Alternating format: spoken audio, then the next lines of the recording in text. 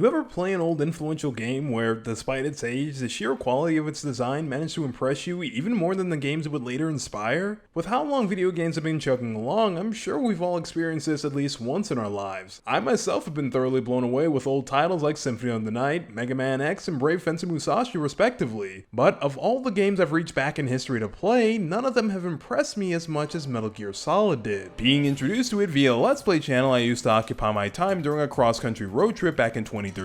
I would spend over 2 weeks faithfully watching each episode they put out, and let me tell you, it was a life-changing experience. Now, back then, as a teenager that didn't play many games with any good stories, normally dabbling in anime titles which vary greatly in quality, I was thoroughly blown away with not only the storytelling in Metal Gear Solid, but the production put into the cutscenes. Every bit of Metal Gear Solid's cutscenes were framed like a movie, which may not sound like much nowadays, and even for 2013 that's not saying much of anything, but thanks to the lack of experience I had with any of the bigger titles of the last, at the time, decade, it managed to land the exact same effect it had on people back in '98. At least I assume it did. I didn't realize this at the time, but as I watched the story of Solid unfold, I was basically looking at the origin point for modern day storytelling in games. Now, yes, video games have had stories long before MGS, but the devs were never exactly sure how to implement their narratives, let alone direct voice actors into giving the correct inflections for their lines. But Solid managed to do everything every game dev was hoping to accomplish, and then some. As a result, convincing almost the entire genre of gaming to rally behind its methods of storytelling, creating the games we now play today. While I may not have realized all this back then, nowadays I have such an immense respect for the game that it's hard to put into words. And while I similarly have great things to say about the other games in the series, Solid was and is something else entirely. Not only going so far as to convince me that buying a game purely for the story wasn't such a bad idea, but despite its age, it managed to box right alongside the heavyweights of 2013, which for a teenager that didn't actually touch many of the heavyweights of that year, it's not saying a lot. But for someone in the middle of the PS3 generation to reach back to the PS1, that is saying something. Throughout the years, these games have become a big part of my life, shaping my taste in games and entertaining me with its wacky yet gripping stories. So when rumors of a Metal Gear Solid remake started coming out of the woodwork, I decided to put myself ahead of the curve so I can capitalize on it by making a video ahead of time. But to my surprise, I got the wrong game, as the title that ended up getting a remake was Metal Gear Solid 3. Well, it's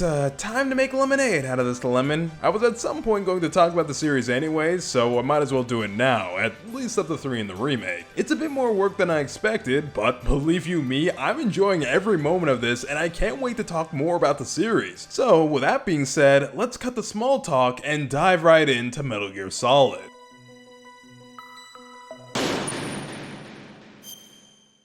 Our story takes place in Alaska as members of the US military's elite Black Ops unit Foxhound stages a revolution on a nuclear disposal facility on Shadow Moses Island, to which they then threaten the president with a nuclear strike if he fails to meet their demands and give them the remains of the greatest soldier in history, Big Boss, alongside $1 billion.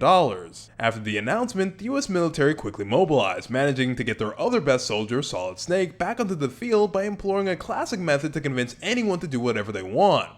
by pointing a gun in his face. While crude, the military didn't have much choice but to do this, seeing as Snake was the only soldier who managed to take down Big Boss twice. And with Foxhound being made up of former members of Big Boss's outfit, even going so far as to call themselves the Sons of Big Boss, it only makes sense to get the man who did their father in to finish off his children as well. For this mission, Snake is working alongside Colonel Roy Campbell, former commanding officer of Foxhound, Dr. Naomi Hunter, Foxhound's chief of medical staff, and Mei Ling, the mind behind a number of Snake's gadgets like the Codec and Soliton radar, while also serving as their save system throughout the game. However, despite their auditory support, this is a single-man stealth mission, meaning that it's all on Snake to do the heavy lifting, as he infiltrates Shadow Moses to rescue the DARPA chief Donald Anderson and the president of Arms Tech Kenneth Baker, all the while defeating and confirming whether or not the terrorists have the ability to perform a nuclear strike. This is where you get control of Snake, as you begin the operation to infiltrate Shadow Moses and thwart the terrorist plot. The controls of Metal Gear Solid are as follows: you move around with the D-pad, X is your crouch button, in which by moving around with the D-pad in this state, Snake will begin crawling, circle is the attack/action button, either being used to hit an enemy or interact with an environmental object, square is a shoot/choke button, either being used to take care of business in the loudest method imaginable or quietest if you want to save on bullets, triangle activates first person mode, and L2 and R2 allow allow you to cycle through your items and weapons so you can equip whichever one is appropriate for the situation at hand. It should also be noted that pressing R2 when you already have a gun equipped also serves as a manual reload, which needless to say is important in any ammo-based game. For as simple as the controls of Metal Gear Solid are, what never fails to impress me is just how complex the world around them is, allowing you to experiment with all sorts of different methods to achieve stealth, as well as obstacles which make being stealthy so much harder. From using the shadows to properly conceal yourself, to the puddles on the floor that will alert guards if you run over them, to your very own footprints which can get guards to follow them around in a very Scooby-Doo-esque manner, forcing you to move faster or risk being found. There are a lot of layers to the design of Metal Gear Solid Stealth, which, considering the time in which this game was made, is super impressive to see all these mechanics exist in one title. Although with that being said, the mechanics haven't aged the best, as it's all very limited in its application. The biggest example of this comes in the form of the Genome Soldiers, who despite being able to hear unsuppressed SOCOM shots and see Snake from a distance, are unable to continue doing so once you head up a flight of stairs, which at that point, you might as well have entered into a brand new dimension, as you can make all the noise you want and be right in front of their line of sight and they will never notice you. Honestly, this is an is what it is kind of moment, as with the game being old enough to drink, it's kind of expected for some parts of it not to be up to snuff. What really bites though is the fact that environmental obstacles like puddles and snow don't really get much play outside of the intro. Although, to be fair to the game, Metal Gear Solid is extremely tight in terms of design. As with the game taking place in a military base, it's kind of hard to have these things constantly appear and feel natural to the progression of this building. Now, even though the room design could be better, I wouldn't change how any of them are, as they're all made with the limitations of the PS1 in mind, so they actually fit really well with the gameplay despite lacking some mechanics, making it somewhat challenging to get through a room unnoticed. Though, if you wanted my honest opinion about which is the best room in the game, then I'd have to point towards the docks, as not only does it naturally teach you all the mechanics of Solid by having you interact with the surroundings, but it also clues you in that in order to have a successful sneaking mission, that you need to have one skill prevail over everything else,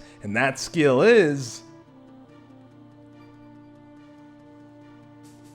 patience. By nature of the game, alongside the fact that Snake starts the adventure with zero weapons on him, Metal Gear Solid requires that you take a bit of a methodical approach to tackle situations without being seen, requiring that you observe the guards' patterns and learn what they'll occupy so you can best avoid their lines of sight. And with a slower gameplay style, it also allows you to notice the finer details of the game, like the atmosphere and dynamic camera, both of which play a pivotal role in immersing the player into the world. Not only giving off a movie-like experience with some of the angles the camera allows you to view, but selling the whole vibe of the game through shadows and different shading techniques to subtly inform the player of the danger in the room, as well as showing off how cold and intimidating Shadow Moses feels to run through. To see this in action, you only need to head to the second area of the game, where a sleeping guard protects one of the vents needed to get into the base, who is being watched by a security camera. With the entrance being so heavily guarded, you naturally start to look around, and in doing so, you start to notice that the structure of the base is almost dominated in shadows, giving off an imposing feel. And as you stare at this seemingly immovable problem, you begin to wonder, how exactly do you get past him? Well, if you listen to the previous Coda conversation, you learn that there are two vents, so you can easily ignore this guy by heading up a flight of stairs and going to the vent that isn't guarded, but for this example, let's pretend that's not an option. With a little bit of exploration, you'll find a chaff grenade in the middle of the launch pad and a stun grenade on the west side of the area, and while the combination of the two are more than enough to get past the sleeping guard and camera, the stun grenade alerts the other guard in the area, so you gotta get a bit creative. The way that I personally got past this section without setting off any alarms is by purposely waking up the sleeping guard by knocking on the metal truck to get his attention. Then when he walks towards the truck to check it out, toss a chaff grenade, that way you can take the camera offline and sneak right in. It's this puzzle-like design that Solid thrives off of, as it throws more and more rooms at you where getting by undetected can be a bit challenging, especially so in more unique rooms that remove access to your basic weaponry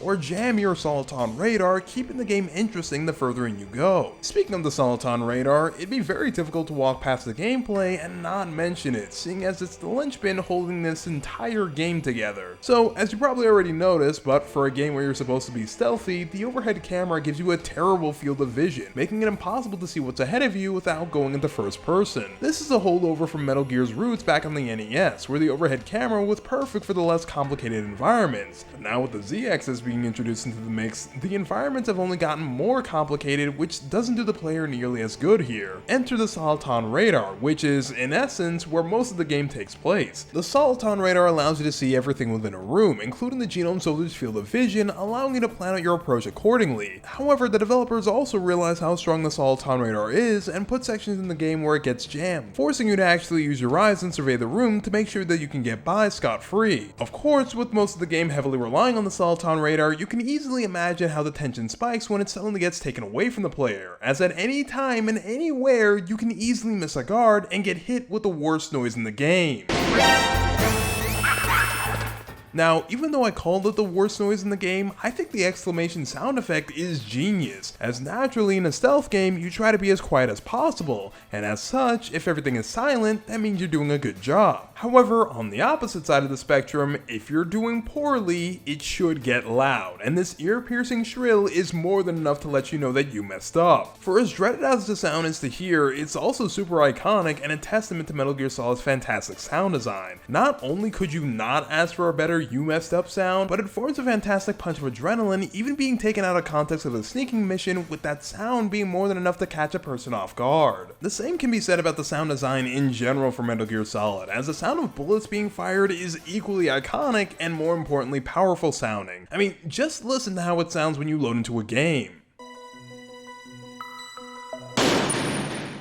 Man, that sounds good. And with that sound design in mind, it also helps sell the power of every weapon you get. Now, as I already mentioned, Snake starts the game with no weapons, meaning that you're going to have to procure your weapons on site, and as such, you need to keep your eyes open at all times and investigate some out-of-the-way locations to find something useful. Unfortunately, by the time you find your first gun in the game, the SOCOM, things like the alert phase lose a bit of their threatening presence, as with a gun, you can actually fight off the guards that come after you. Not only that, but the AI ain't exactly the most thorough when it comes to checking surroundings, as a disguise as lame as a cardboard box is able to throw them off your trail with ease. At least until you get into the late game anyways. You may think that this will lower the difficulty significantly, and while it can, you have a limited amount of ammo to chew through, and if you happen to walk into a boss fight with even less than what the game gave you, you will be in for a rough time. Now, interestingly enough, Metal Gear Solid actually has multiple points where you can pick up the SOCOM, one hidden in the truck near the heliport, and another just past it on the second floor of the base. I found this interesting to note because if you get the SOCOM in the truck, then the game gives you the thermal goggles early, but if you wait to get the SOCOM, you can't get the thermal goggles until later as the door closes and needs a specific card to open back up. It may be small, but I love stuff like this, as it kind of feels like the game is, for lack of a better term, sentient, and is evolving and changing based on your playthrough, making the game feel alive in a sense. On your first playthrough, you'll probably see this the most in Snake, or rather how other characters see Snake, specifically one member of Foxhound named Psycho Mantis who reads your save file to see what kind of man you are. If you've been doing a good job in avoiding traps and whatnot, he'll say that you're well suited for this mission, but if you've been spotted enough times, he calls you reckless. These moments are admittedly pretty small in the grand scheme of things, but they add so much character to the world of Metal Gear that it ends up rounding out the characters to feel more realistic. There's another Easter egg where if you call Mei Ling without saving for a set period of time, she gets angry and sticks her tongue out at you. If you climb in and out of the vents where you're looking at the DARPA chief, you'll see a female soldier cycle through various workout routines. And get this, if you have a mono TV, the game will console you as you can't take on a boss in its intended manner. These Easter eggs are plastered all throughout the game, which makes Shadow Moses Island feel like it's a genuine place instead of a bunch of rooms that go active when Snake steps into him. It can also provide a nice sense of levity, like when you beat the game twice and unlock Snake's secret costume, the Tux,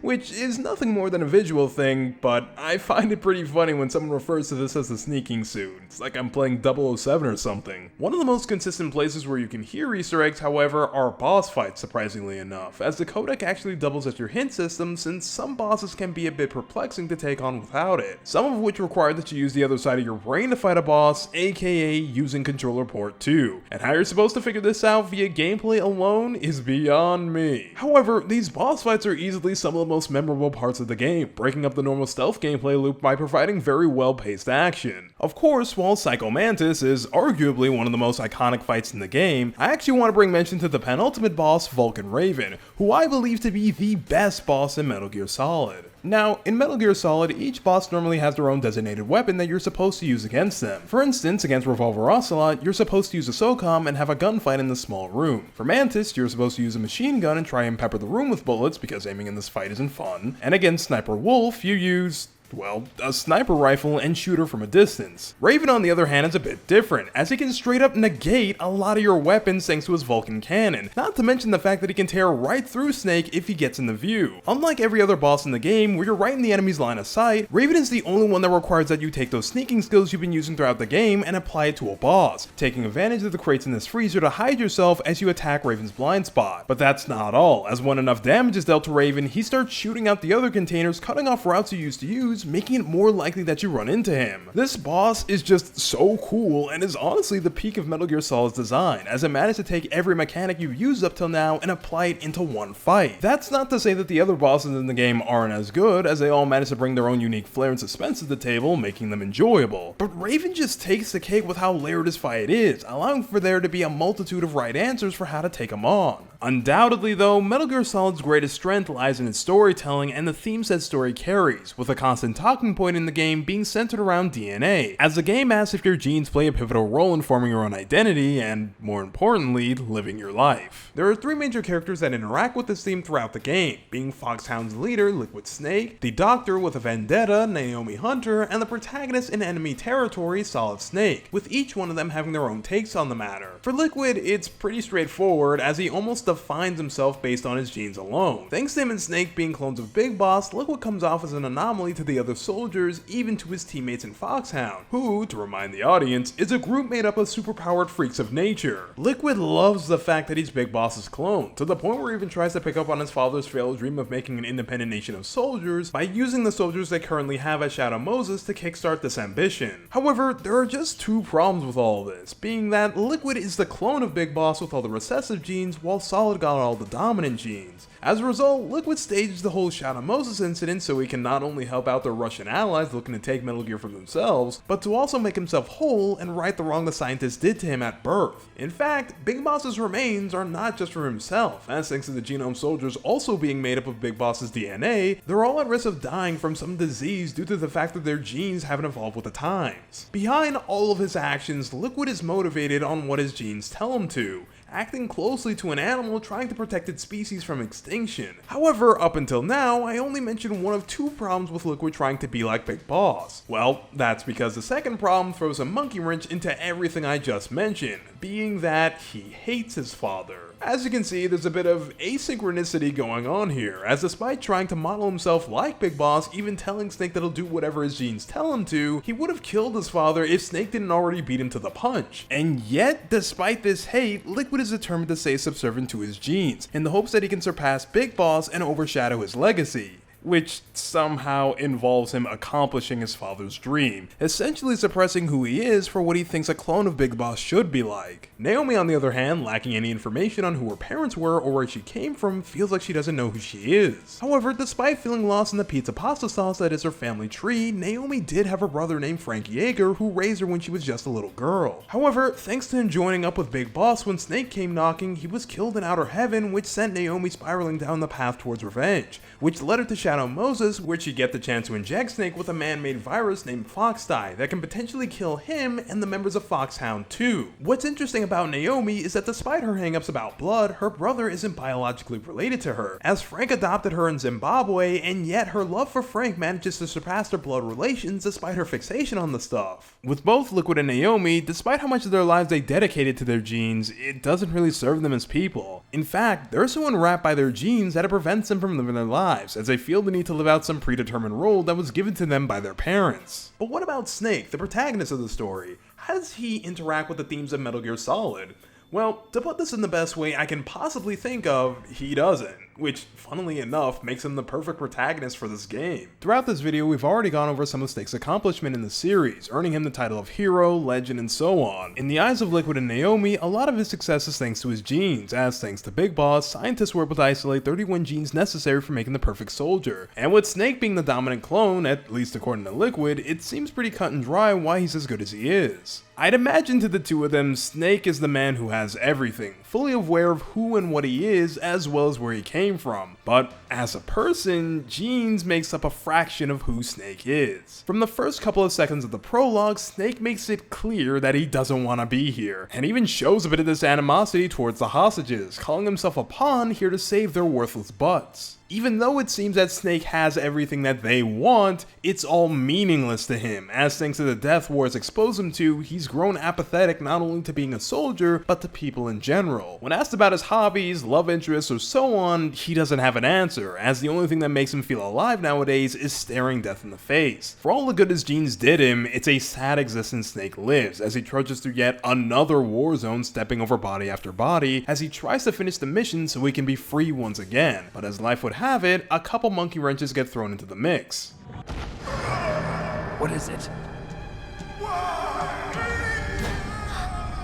The hostages start dropping like flies, and Foxhound becomes aware of the snake in their boot. However, there is a silver lining, as Snake would find a couple of unlikely sidekicks in the form of Meryl Silverberg and Hal Emmerich, aka Otacon, who end up acting as a sledgehammers that break through the soldier and reach the actual human on the inside of Snake. From hearing Meryl and Otacon struggle in similar avenues, one wanting to be a soldier so she can understand her quote-unquote late father better, while the other tries to right the wrongs his family did in the past, Snake kind of bonds with them. However, things come to a head when Meryl later gets gunned down by Sniper Wolf, which causes Snake to slowly break down, taking a couple of rubber slaps from Campbell and the others to snap him out of it. From this moment onwards, actually a little earlier than this as it first appears during his fight with Psycho Mantis, we see Snake's more human self David come to the forefront, not only his interactions with Otacon, but for the members of Foxhound as well. By his own admission, when he killed his best friend Frank Yeager, Snake doesn't see foreign soldiers as enemies, instead viewing them as people doing a job, and some of the members of Foxhound are able to pick up on this, forming a last-minute camaraderie with Snake where, despite the fact that at least Volk and Raven tell Snake that the path in front of him is paved in bodies, they end up finding some kind of peace after getting the chance to fight and talk with him. This is when Otacon begins to shine, as thanks to his practically non-existent relationship with Sniper Wolf, he starts falling in love with her and asks Snake if he thinks that love can bloom even on the battlefield, to which Snake says yes, obviously being influenced by his time with Meryl. However, he adds on to that, saying that if you love someone, you'd also need to be strong enough to protect them, which bleeds into this next fight as Otacon tries to get Snake to talk things out with Wolf, but because she won't stop shooting at Snake, he's forced to answer her back. This fight in particular feels messy, not so much in how it's directed, but because of the emotions flying all over the place, which personally as the player, I found that this section was the easiest for me to get into Snake's shoes, as Otacon's pleas echoed through my mind as I pulled the trigger. This wasn't something that I wanted to do, especially after hearing that, but it was something that I had to do in order to continue on with the game,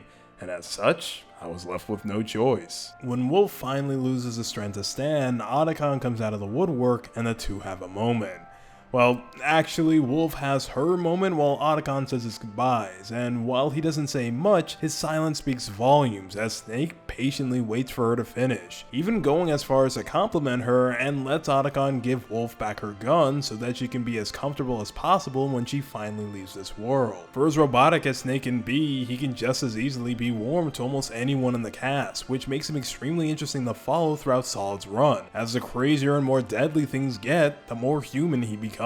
But the real kicker of this scene is at the end, where Snake walks into the darkness as Otacon asks probably the most important question of the game. Snake! What was she fighting for? What am I fighting for? What are you fighting for? If we make it through this, I'll tell you.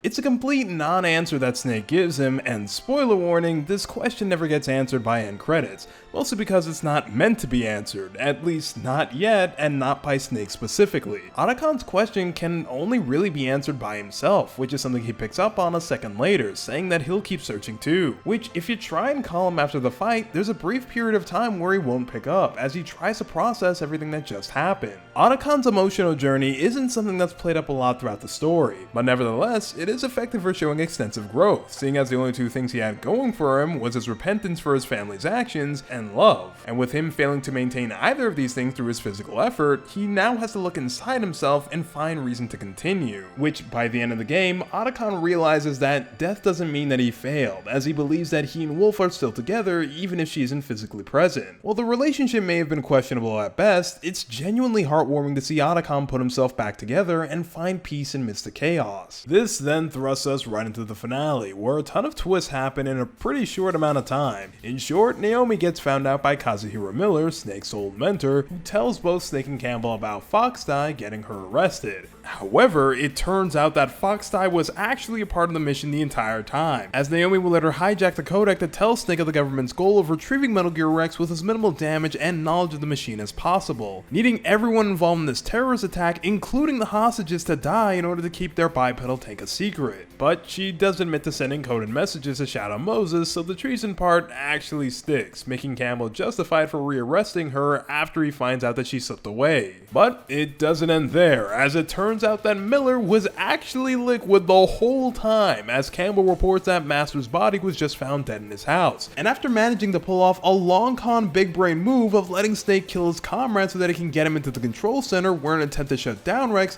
he'd actually started up by accessing the emergency override, as Liquid never actually had the ability to start Rex in the first place, but thanks to the timer ticking down to the nuke launch, Snake never checked to make sure, because for some reason the genius who designed this console thought it would be a great idea to have Rex go live when the override is activated and have absolutely no means of shutting it down once the process started. Nevertheless, Snake has no choice but to take on Liquid while he pilots Rex, and it shockingly isn't a one-sided match, as Otacon ended up designing Rex with an intentional weakness, calling it a character flaw for some reason. In addition to that, Snake gets a surprise assist from Frank, back from the dead as a cyborg ninja, Gray Fox. Now, to be a bit more accurate, Fox has been in the game for a long time now, either fighting Snake or helping him out of jams. Initially, Fox's actions are an anomaly to Snake, and even to his sister, that is until Fox tells him that he's a prisoner of death, looking for Snake to finish him off and end his suffering. Fox and Foxhound, with the exception of Liquid, Ocelot, and Raven, are all examples of a line that Snake drops on Naomi, saying that some people just need killing, as they're all haunted by the tragedy that war has left on their lives, looking for some kind of escape from their nightmares, with Fox in particular being haunted by the time he murdered Naomi's parents, and as a result from the guilt, he ended up taking in their daughter, hoping that it would soothe his conscience. In all these examples, the soldiers are trapped, being incapable of getting on with their lives in any meaningful ways, which is shown off in the same cutscene, as thanks to the guilt, Fox runs away from admitting the truth, leaving it up to Snake to fill Naomi in. It's a sad but realistic take on a soldier dealing with an unbelievable amount of mental scarring going on underneath the hood. Before making this video, I remembered Fox being a lot more heroic in his final moments, but in making this video, I see that he was just a sad guy that needed a lot of help who can never get it before his death. Fox puts his life on the line to blind Rex's vision and expose Liquid, giving Snake the opportunity to blow up the cockpit. But surprisingly, despite getting hit in the face with countless stinger rounds and being in the cockpit when Rex explodes, Liquid waltzes out and captures Snake, who is rendered unconscious due to the exact same explosion he somehow dodged. When Snake wakes up, Liquid begins doubling down on his earlier sentiments of accomplishing Big Boss's dream, saying that in order to do this, he'll bring chaos and honor back to this world gone soft, allowing soldiers to be valued like they once were. Snake tells Liquid that as a soldier, he doesn't want that kind of world, but Liquid flips the script on him, saying that if that's the case, why continue to barrel through Shadow Moses even when he knows that his superiors are hiding information from him? Snake hesitates for a second, giving Liquid the chance to tell him that it's because he enjoys the carnage, as when he watched Snake kill his comrades, he saw his face filled with the joy of battle, telling Snake that there's a killer in him.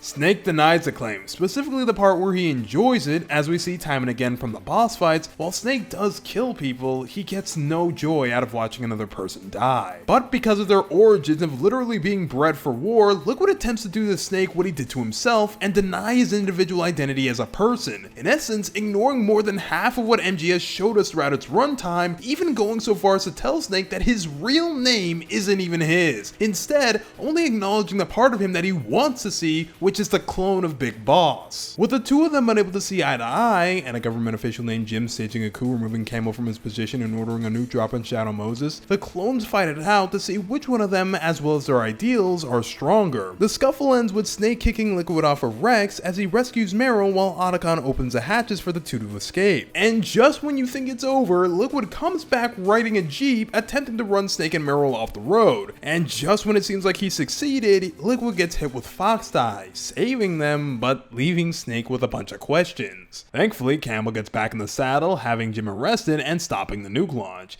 He even lets Naomi get back on the call so that Snake can tell her about Fox's sacrifice. In addition to the truth, Snake lies to Naomi, telling her that Fox said to get on with her life and that he'll always love her, as he tries to give her some kind of closure to her anger, acting as the final feather in Snake's headband as he shows kindness to his would-be killer. After giving Naomi a moment to process that information, Snake then asks her when he'll die from the virus, seeing that he and Liquid have the same DNA. Naomi doesn't give an answer, saying that everyone dies when their time is up, but as a substitute, she tells Snake that it's up to him to decide how he'll use the time he has left, as she tells Snake to live before she ends the call. The game then closes on an ending monologue from Naomi as she reflects on her initial desire to find out where she came from based on her DNA, as she hoped that it would tell her what path to take in life, but thanks to this adventure, she realizes that she was wrong, as a person's genes don't predict the future, only tell of a person's potential strength. As a result, Naomi comes to the conclusion that humans are capable of choosing whatever path they want to take in life. However, that's not all, as she states that it's important that a person chooses to live life for the sake of living instead of trying to find a reason to live. And now with this realization, Naomi decides to do just that and finally live, with Snake coming to a similar conclusion as he decides to live his life for others, namely Meryl, as the two ride off into the sunset, ending the game. However, in an after credits scene, we hear Revolver Ocelot talking to the President of the United States, saying that not only did he recover Rex's dummy warhead data, but Snake, the recessive clone, was the winner in the skirmish between the two brothers. Ocelot then reassures the President that no one knows that there was a third, referring to him as Solidus, ending the game on a cliffhanger. And that was Metal Gear Solid, one of the greatest games ever created. While admittedly it's a bit dated thanks to its controls and visuals, its story, music, and voice work hard carried the game to the point where it holds its own even in the modern day of gaming, at least in my opinion. However, for as much as I enjoyed this game, I have to admit that this is not my favorite of the Solid series, which, for as backhanded as it sounds, is a good thing, as it means that this ride is only going to get better from here on out. Still, Metal Gear Solid is a fun ride from beginning to end, and while it's no longer my favorite, I am glad that I played it first to give me an appreciation for how its story is told. It may look a bit crude, but it's doing the best with what it has, and because of that, it ends up blowing a lot of games out of the water, truly making it the PS1 game that could.